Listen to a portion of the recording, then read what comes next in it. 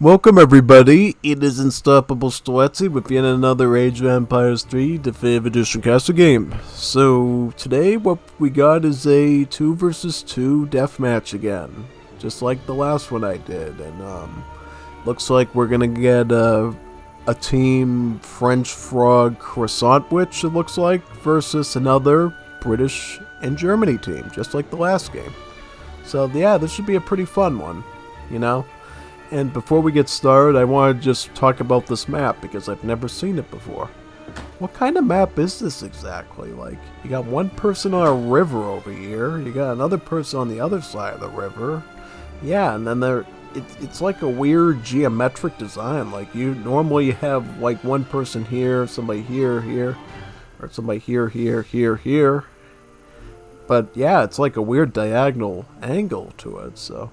yeah, it's pretty interesting, you know. I see two rivers sticking out here with some fords that you can cross to get more hunts, mines. You got a central trade route. What's the native on it?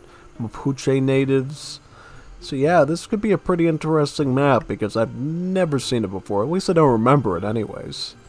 Let's get started and see how it turns out exactly. So yeah, I mean... these people are going to start doing the thing every deathmatch player does. Call out your Minutemen, get the church going, get your mercantilism and your nice set of 4 or 5 shipments and start spamming cards out. Also get some houses down, get some production buildings, you know, start mashing those hotkey buttons right away and get to work. Because if you don't, you're really going to regret it. Yeah, you will. You will regret it like you never knew before. In particular for British, getting up lots of houses means extra settlers, so, you know, they don't have to try as hard to get their ville numbers up early on in the deathmatch, because that provides them about 20 extra settlers to work with. And if I look at this British player's deck, what do they got exactly? Do they have, yep, they got the terraced houses, so they can also train settlers from those manor houses once they're built.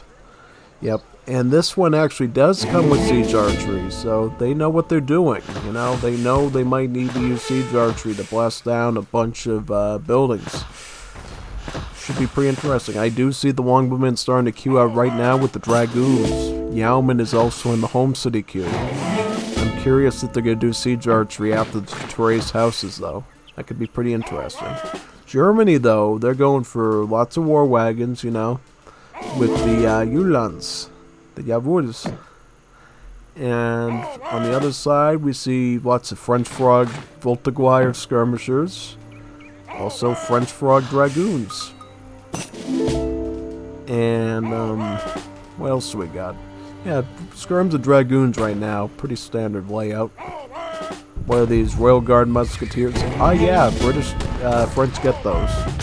Through the, must be the other one. Double check it. Yep, they got the Ancien Regime, which gives them access to the French Royal Natives. Pretty nifty little card, I must say, because it gives you yet another unit option you normally don't have access to. I think, unfortunately, it adds a population cost to them, though, so just be aware of that. Look at all the towers popping up on this side, though. It's going to be really helpful for defending this area.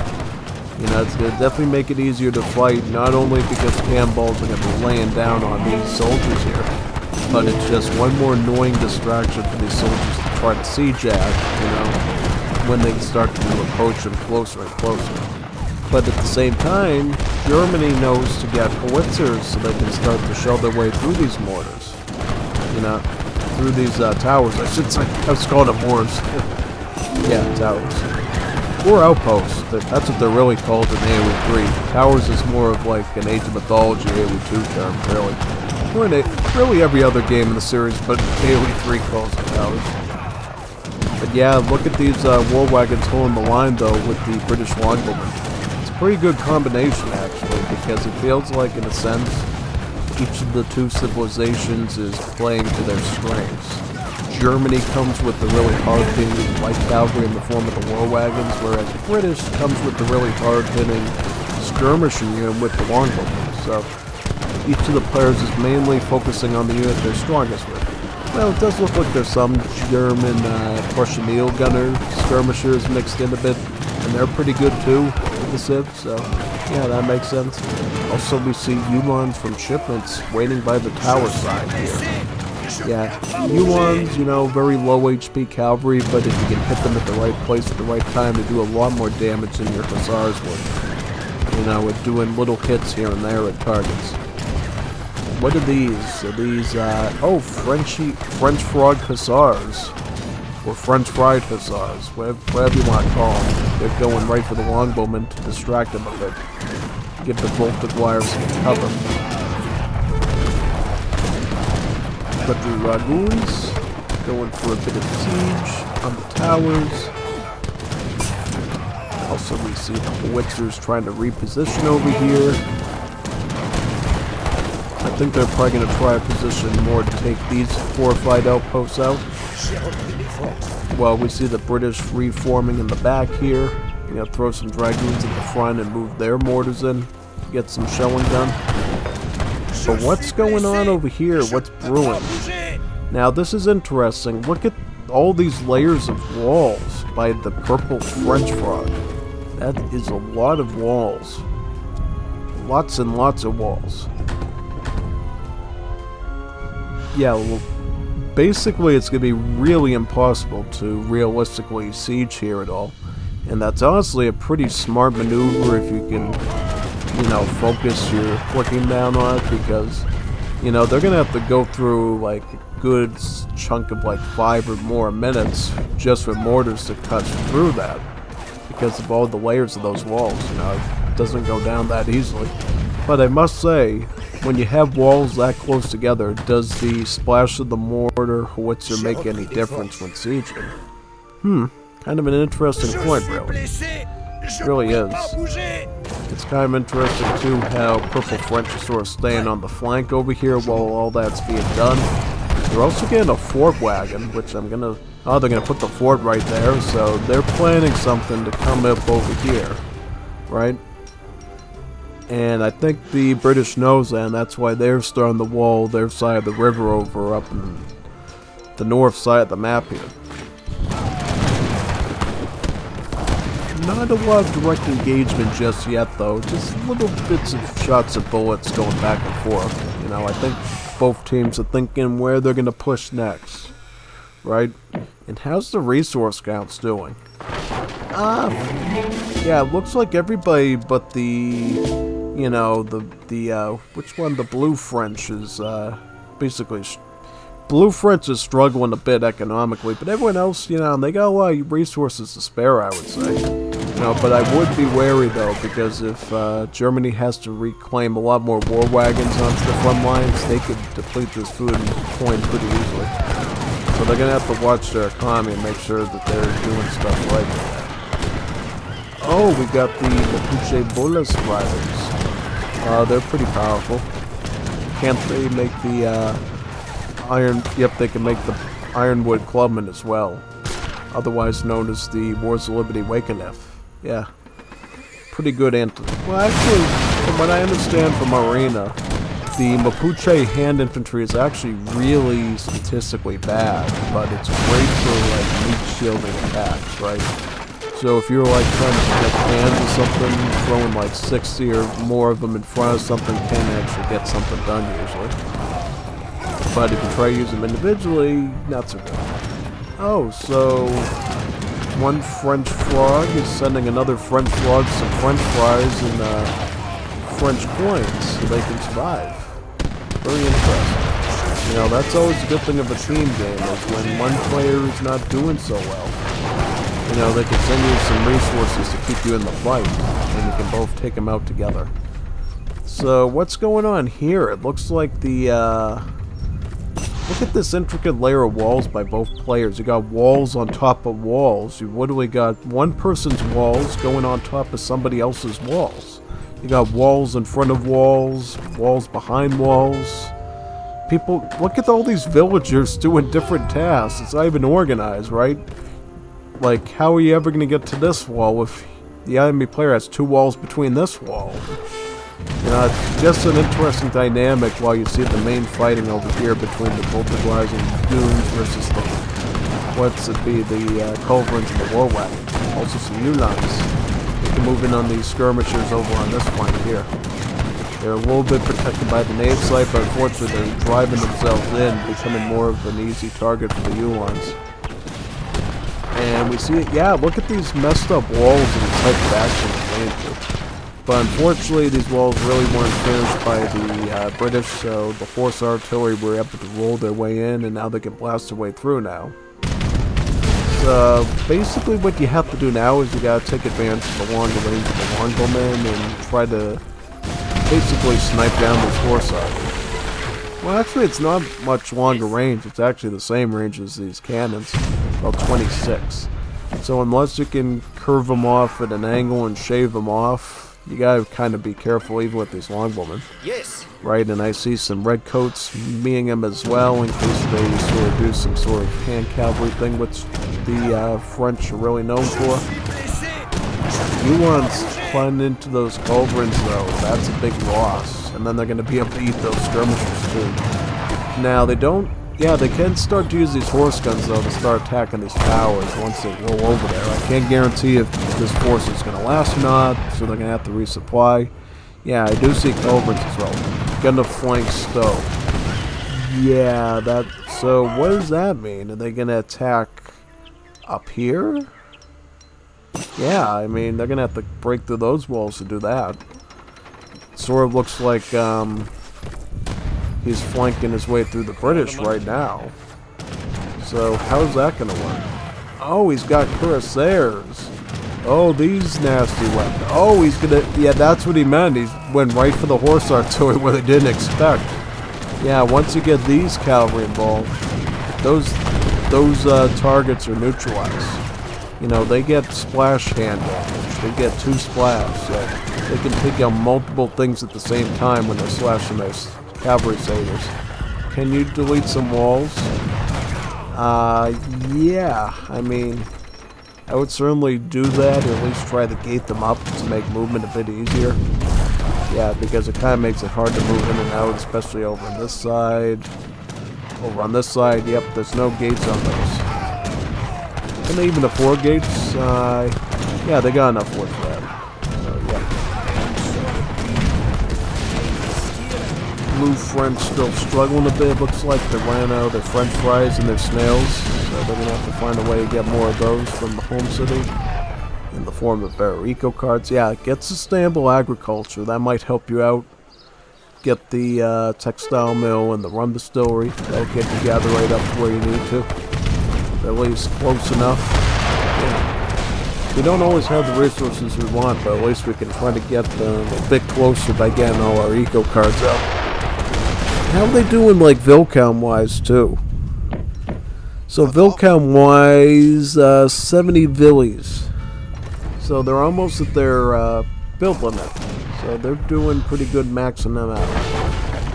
As for the purple Frenchie, where's Purple Frenchie? How's Purple Frenchie doing? Purple Frenchie's got 55, so not as much. And the sword just hanging out here in the water, getting wet. Not doing much else. It's not a vacation, so they better get themselves to work doing something. Yeah, like, look at this nasty eco situation. Why do you got the livestock pens here? It's like they can't bust their way through to get to the other sheeps. Yeah, it completely wrecks the purpose. It really wrecks the purpose of that. You know, you should put the livestock pens a little bit more inland so the villagers can walk around them a bit easier and start eating the meat. Meat to eat. Now, one thing I will say though, going with the livestock approach here, quite good because it definitely helps out with cost of the cuirassier, which is a very expensive food cost of that. You know, for all the stats they got, you do need to put down a lot of resources to keep them going. Look at these nifty French hussars though, coming in and completely wrecking the artillery. I don't think they had that flank covered very well because the hussars got it no problem. And now we're starting to see the war wagon show up way too late though. Way too late to save the day. That assault is basically wrecked. But at the same time, look at these British King's Lifeguard Hussars making a move on those horse armies. But luckily for the horse army, they can move behind their walls, you know. They got this, also this powerful fort, which is going to deal additional damage to the hussars as they're trying to pursue the cannons. But there's nothing they can do once they get past this wall, because this one is just fully gated up. And now we see Germany making a move again on both the Gliders and the Dragoons. With the Uhlans and the war wagons. Also the Culverins hanging out in the back there. An idling British Redcoat. I mean, at this point, yeah, just longbow spam it. Just longbow spam behind your walls and hope that the horse artillery aren't going to target at you that good, because if they do, they can do some damage of their own against the longbows.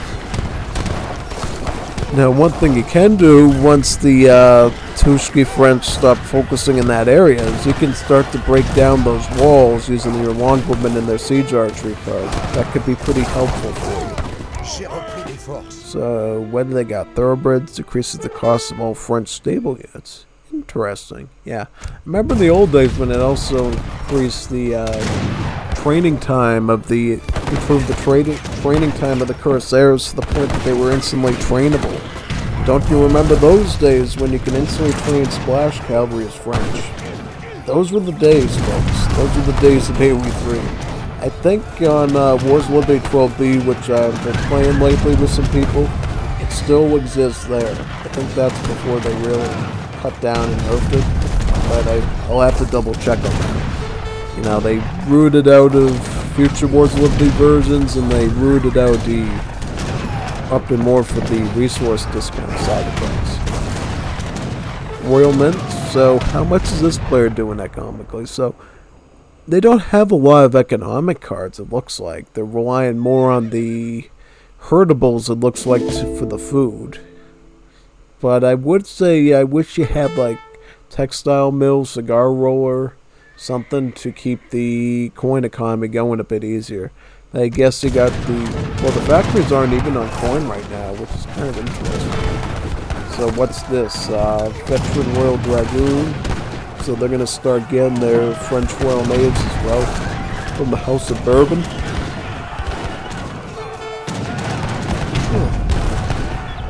So yeah, it looks like this side is a bit peaceful for now, and it's going to be more of a fight in the center land piece between the two rivers. We got the British forming a line of longbowmen and culverins with a bit of frontline redcoats and dragoons join the Germans. Germans pushing in head-on with their Prussian Uhlans and some leftover war wagons.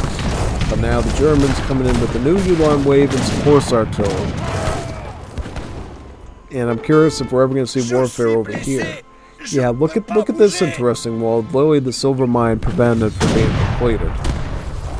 So yeah, that's certainly a painful situation because, you know, it obviously takes them more time to construct. Yeah.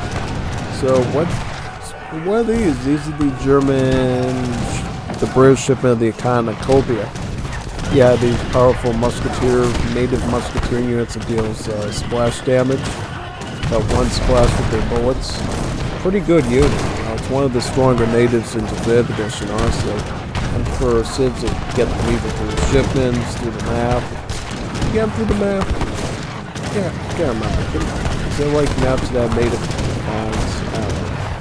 I know for Hausa, which can actually train them, as one of their best units. Really remarkable unit.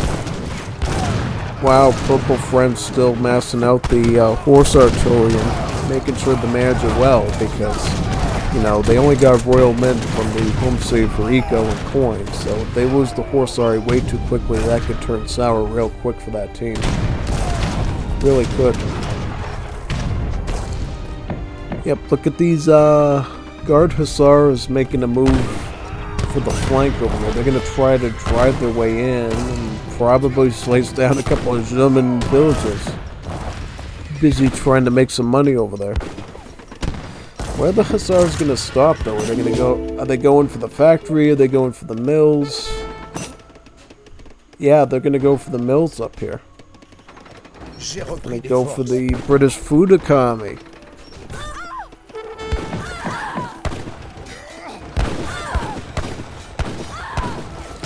Yep. Yep, look at that. Look at that wonderful raid by the French Hussars. I honestly don't know how they made it that far, though. It's like way deep into their base. Like, if you let them do that again with like a larger Hussar mass, they could literally get their torches onto that factory and just like burn it, you know. I actually did that today with the Lakota and Wars of Liberty. I was using the siege dance at the fire pit at the community plaza, and I was like literally burning down town centers, factories. You can't underestimate the power of hand cavalry gets in terms of sieging buildings. You don't have to be the Lakota to do it either. Like any civ can pull it off with Hussars and the Lanians. And to make it go better, which we see in like not their deck, but what about the British, the French in the back? See, they don't have like advanced arsenals. So advanced arsenal would have been an interesting option, since advanced arsenal adds pillage technology to the arsenal, which improves the siege of hand cavalry, right? Allows them to siege a lot easier. So the fact that they don't have that and they were able to do that much damage just shows that even if you can't take down the buildings, even going in there and slicing up a few villages, that can be pretty helpful. You know, it disrupts them, they have to go back to their town centers and queue those villages up again, and if they don't, then the resource stockpile starts to dwindle. Kind of interesting dynamic when you're in a match of like an hour or more. Or even in this situation, Deathmatch, because you think once you get all those villages going, like, I don't want to focus on training these things again anytime soon until you have to. Because the players being cheeky and running in and out of your base, lopping off a few farmers here and a few snake gatherers there. Look at those Mapuche natives. Wait a minute, they just bashed the culverin down. You never see them do anything useful like that. Look at that one just chasing after the skirmisher, though. He's bad. Well, what happened to these Mapuche ironwoods? They're actually doing their job. They get like buffed or something indeed. Certainly much better than they are in the Asian dynasties, for that matter. Look at that line of Voltaguires moving in towards the German line. See, what's interesting is there's only like actually one wall here, so it's like blue French can assault their way in this direction, right at this gate. That could be a win condition right there. They could actually... Oh, and here comes the Kaiski Tushki Petards of legend. Yes, he always makes Petards. Will the Petards pull off a stunt? Oh no, Hussars completely intercepted. Yeah, that's unfortunate, you know. See, I figured that was going to happen the time the blue Hussars were going through. I figured they were going to get snared down by Hussars and slowly devoured, but they somehow made it across and did their damage.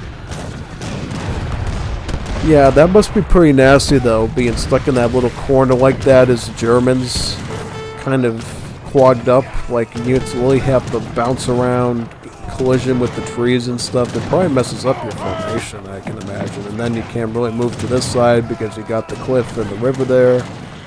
Certainly, I would say the blue French has them where they want them to. You know, between the Dragoons and Volts and the... Yeah. They're doing pretty good in that position. And how would the purple French do? So they're sort of regrouping, getting their cuirassiers, getting their horse artillery. Does he have the, yep, he does have the Gliblau valve system. Yep, makes the artillery stronger. I can imagine at this point in the game, really everyone has their shipments, not even like a... Yeah, they got all their... did they get, like... Yeah... No cavalry HP. Don't they get, like, a cavalry hit point card in D? Yeah, that could have been pretty useful, because if you're going cuirassiers, you really need all the HP you can get to survive, because, you know, if they start massing out Dragoons, you gotta make sure you can at least go in to do a little bit of splash damage to justify them. Yee. Yee! What's going on? Why are you yeeing? Can you cover? Yep. Yep. Under the cover of night comes the artillery. Blast down their walls and take down their mills. Yeah, I'm wondering if this... What's going on? Yeah, this is a bit fruity. Look at this. Horse artillery completely skipping the battle, just running their way through. As if nothing's gonna happen. And then they see the culverts and then they book it out there. That's what makes horse artillery special, is they just run so fast that they can actually run out of danger when they see it ahead of them sometimes. It's really neat. You can't do that with falcons, you can't do that with culverts, you certainly can't do it with mortars, you know, or heavy cannons. It only works with the horse artillery because of its remarkable speed with the horse. Yeah, cuirassiers, that's sort of the unit you want to make, I feel like, in situations like this when they're going massive on the skirmish units, because for the cost of the cuirassier, if they can take out like 10, 20 units apiece, that's pretty significant, and that drains the enemy resources quite a bit, you know? And what about the British? I'm curious. What's their resource count? So... yeah, they got some food and coin to spare. Did they end up recovering those settlers that were lost? Yeah, I don't think they did. It looks like they're missing, like, what is it, 10, 11 settlers. Interesting. At the same time, we see the Blue French here, still struggling a bit for resources. Germany doing absolutely fine. Purple French doing... slightly better than the Blue French in terms of resource count. So they're starting to get the riding school now. I'm surprised they didn't pick that up yet, because that's such a crucial card for the cuirassier production, getting them quickly onto the field. Yeah, I'm actually really surprised they didn't get that yet. But I think now that they got the riding school going, these cuirassiers are going to be a real menace for the British here. They're literally going to be forced on the redcoats just to deal with them. And even then, cuirassiers en masse, they can take out even musketeer units, you know, if they're positioned in a certain way. You can kill them. And back in the days when thoroughbreds allowed you to instantly pop out the cuirassiers, that was truly a time when you saw cuirassiers fighting things they normally weren't supposed to, because they just won in raw stats, raw damage output. Really insane. It really is. Yeah, I feel like it's important that Blue French maintains this sort of like coastline here, because this allows a bit of a diagonal pathway into the Red German base from the back door, basically. No population room for veteran cuirassier training will be suspended, so they've reached about max poppy at this point. And how are their courier numbers doing now exactly? So, they finally reached their cap. Blue French actually reached their cap a lot earlier, as you know. So yeah, I think all the fighting for the most part is in this little quadrant here. We see the cuirassiers hunting down the longbowmen like prey. Hussars trying to save them, but even they can't save themselves from the onslaught of that heavy knife-like cavalry. What are these? Are these halbs or these pikes? Oh, halberdiers. Oh, that's a good way to mix it up a bit. I mean, the war wagons have a bit of armor, hand armor, to make them impervious to it, but still, they're definitely going to eat through the Uhlans, and they can even fight through infantry, you know? People don't realize how strong halberdiers truly are until you use it, you know? They got the multipliers against cavalry, sure, but their hand damage, quite comparable to, say, hand cavalry, you know? Like Hussars have, like, 56, 60 damage. Halberdiers can reach that pretty easily too, so, you know, and they cost like 1 pop, so if you can like stack them up like this, you see right there, yeah, they're completely ripping through the Uhlans. They're also eating into the British settlers too. You know, I just saw a couple of casualties there.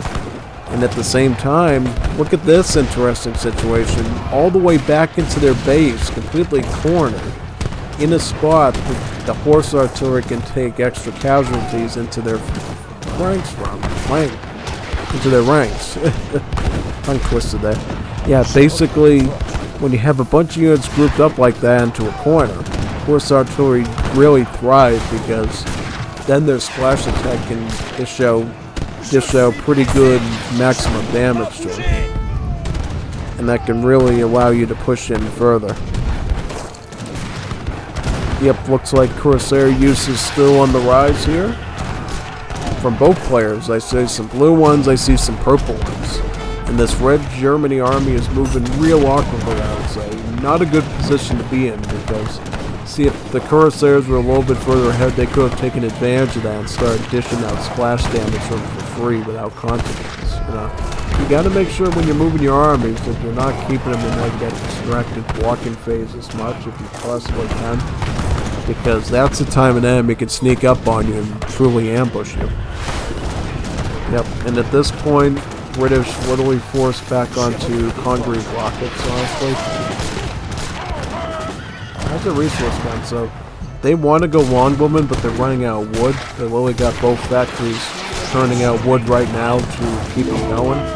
And they're probably going to have to add something. Yeah, I see some dragoons. Oh! So they're actually going for, what's that? Cavalry damage. Interesting.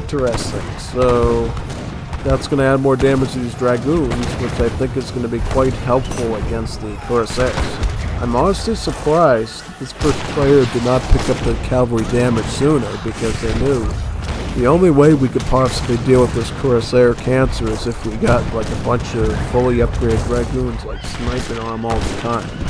It's really the only avenue we got for dealing with such a... I kind of like too out the British want to sort of like set up a really solid wall here and only allow people to walk through the trade route, which unfortunately you can't cover pretty much. Now, it'd be cool if you could put gates along the trade route, like open up when the train goes through, but I imagine that would probably be a fun nightmare to design for developers. So, yeah, better stay away from that idea.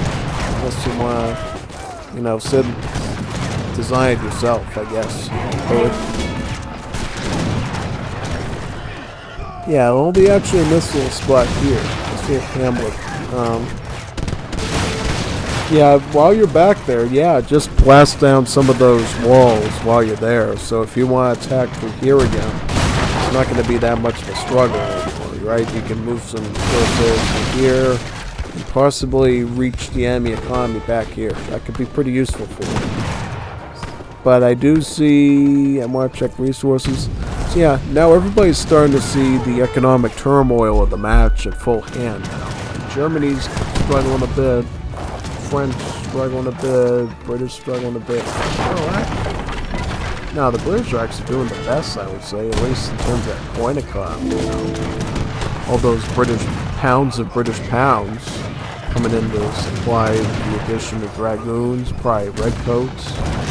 You get a lot of things with the British. You know? They got a pretty good, strong roster.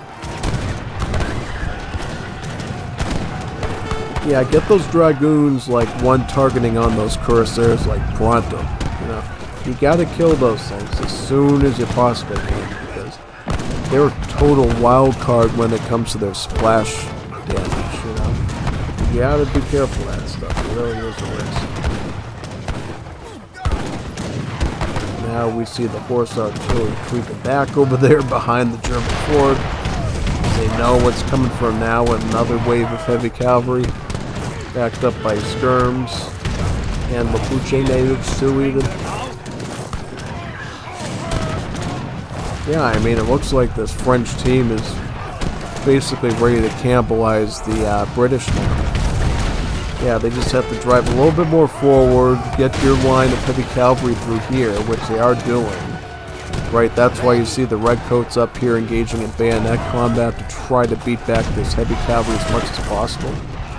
So yeah, I mean, only reason they're able to do so is because the barracks are literally just like right there, giving them the numbers advantage they need constantly to fight their way through the heavy cavalry and protecting the villages in the back. I feel like British at this point are in real trouble now because they got the enemy right up against the walls at this point, blasting their way through. But at the same time, they could always retreat some of their stuff back to the other side of the river here because of how strange this map is, right? You got one player totally isolated on one side of a river. So yeah, that could be a retreat method by the British if it seems viable at that point. And obviously, if they take down any manor houses, then you can obviously rebuild to get more settlers back once you go to the other side. But I think at this point, looking at the loss of food, fish and chips for the British player, I think he's going to be telling his ally Germany, see you on the other side at this point. So, yeah, they don't have much time left. They actually don't have any time left because they just called GG. Yeah, this has been a pretty overwhelming rush to deal with, like between the skirms, the artillery with the heavy cavalry of the French. Yeah, French can be a real pain to deal with militarily, you know. The cuirassier is like the absolute chaos unit to the mix. You know, French would be pretty strong without them, but the fact that they have a unit like that in their roster, absolute menace. Truly is. So let's check the post game out. Resource-wise, the French frogs had extra French fries with their snails, so they had a little bit more, a lot more food, except for the British player, you know, they were frying fish and chips, it looks like. So they're doing pretty good. In terms of wood, about the same. Well, they had one on each team that was really getting a lot of wood, and the other one not so much, and then coin. Lots of French francs bringing in money.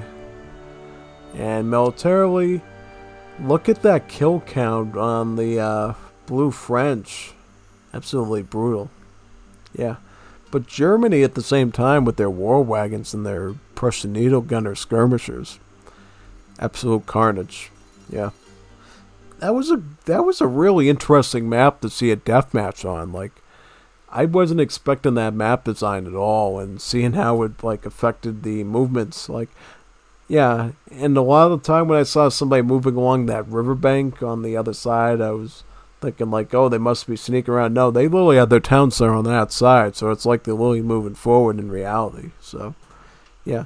Hopefully you enjoyed that one. I mean, certainly I hope with more of the supremacies and death matches we get more interesting maps like that too. Should be pretty fun.